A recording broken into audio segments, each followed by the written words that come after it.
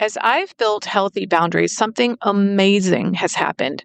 I've stopped feeling other people's feelings the way that I used to. It's like this energetic force field has developed around me. Their emotions don't seep in the way they used to. And I've talked about this with clients and others in recovery, and they say that the same thing has happened to them. And I really believe this has to do with the fact that we all have an energy body, and we can strengthen that energy body with healthy boundaries. Hi, I'm Barb Nangle. I want to welcome you to my podcast, Fragmented to Whole: Life Lessons from 12-Step Recovery. If you're tired of feeling fragmented and overwhelmed, this podcast is your guide to creating a life of wholeness, authenticity, and healthy boundaries. I'm a woman in recovery who is also a boundaries coach and speaker. I share raw and honest insights from my own journey and the principles of 12-Step Recovery. Discover how to set boundaries without guilt or shame, overcome people-pleasing tendencies, manage your emotions effectively, cultivate a stronger sense of self, and build healthier relationships. My approach is raw, honest, and sometimes a lot sweary. I'm an avid beachcomber and a formerly closeted fan of the Hallmark Channel, especially Christmas movies. I wear fingerless gloves almost all year round because my hands are always cold. And I love taking pictures of license plates with my initials BN on them. I don't speak for or endorse any particular 12-step program of recovery. Though I'm a huge fan of 12-step recovery and a member of two such fellowships, I cannot speak for them. If you're ready for real talk and practical tools for transformation, keep listening.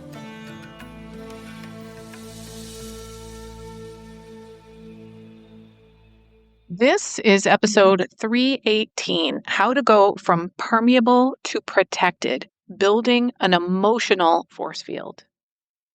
One of the most common themes I see in my clients, and something I've experienced myself, is that we literally feel other people's feelings. It's like we're permeable. That is, we don't have a boundary. Others' emotions just get into us in this way that's hard to explain to those who've never experienced it. And if the other person is not okay, we can't be okay, especially if they're not okay with us. Now, even if you're someone who does not literally feel other people's emotions, many of us act like we're responsible for others' emotions. If someone is upset, we rush in to cheer them up. Now, don't get me wrong, that can be kind, but not if they haven't asked for support, not if they need space to grieve or be upset. If that's you, you might want to actually ask them, hey, you seem down. Would you like me to cheer you up? And if they say no, then you don't. But you also might want to ask yourself, am I just uncomfortable with their discomfort? As I've built healthy boundaries, something amazing has happened. I've stopped feeling other people's feelings the way that I used to. It's like this energetic force field has developed around me. Their emotions don't seep in the way they used to. And I've talked about this with clients and others in recovery, and they say that the same thing has happened to them. And I really believe this has to do with the fact that we all have an energy body, and we can strengthen that energy body with healthy boundaries. Now, one moment early in my recovery that was pivotal for me was that a friend of mine gently put her hand on my shoulder when I was crying and whining about my brother and something he was going through. And she said, Barb, it's not happening to you. And I was like, holy shit, she's right. It's not happening to me. I was experiencing his situation as if it were happening to me. Now, from that point on, I started regularly telling myself, it's not happening to me. It's not happening to me. I'd sometimes even hold my hands up like a physical barrier to push away any yucky energy that might be coming at me.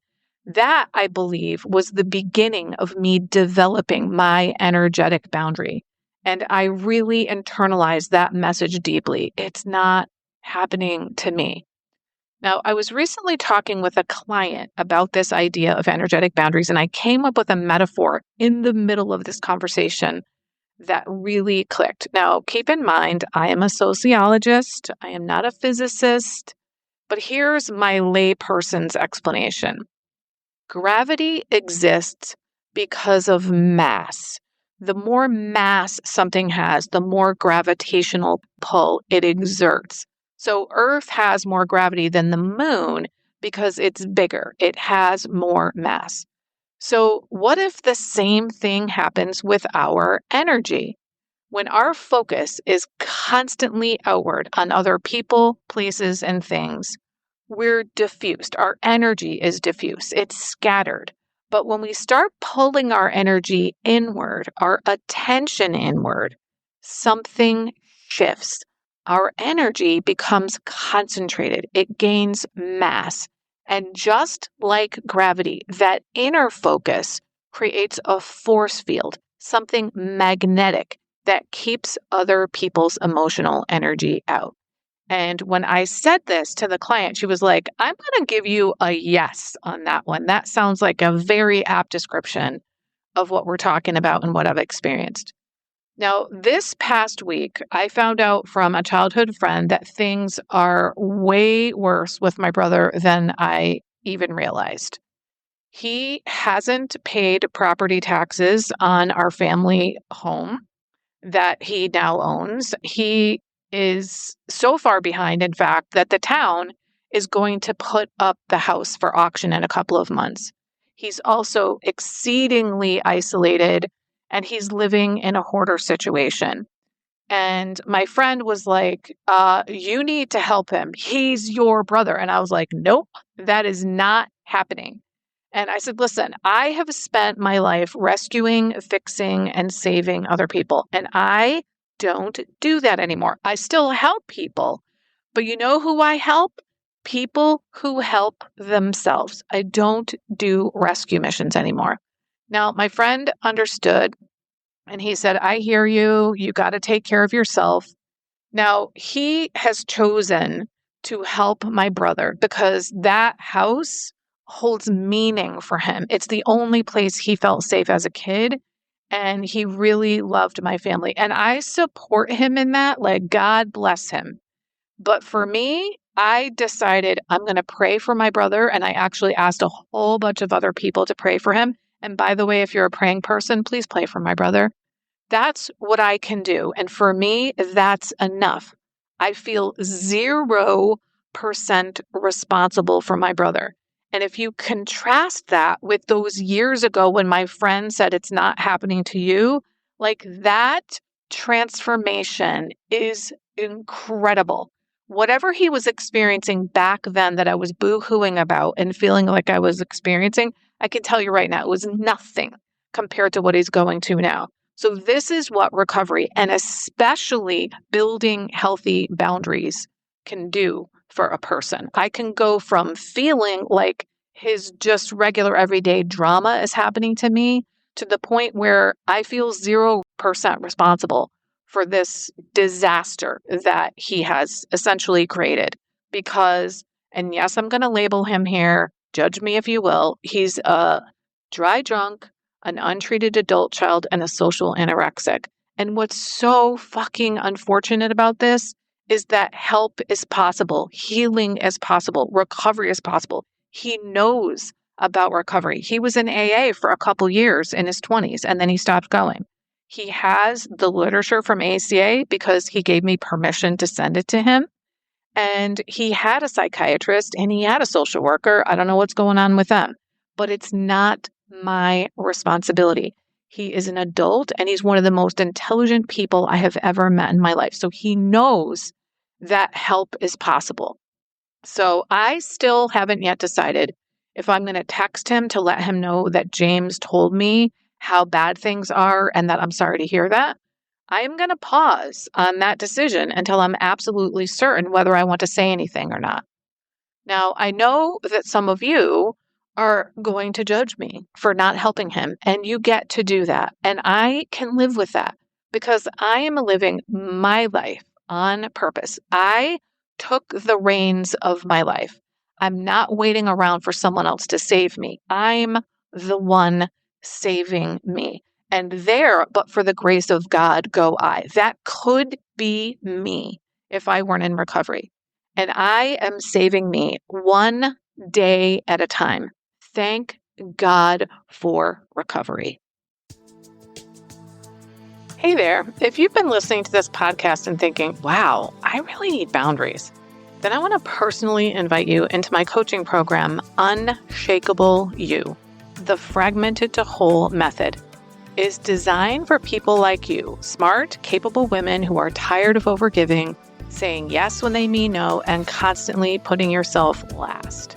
Inside Unshakable You, I walk you step by step through the exact process I used to stop people-pleasing, reclaim my time and energy, and finally build healthy relationships.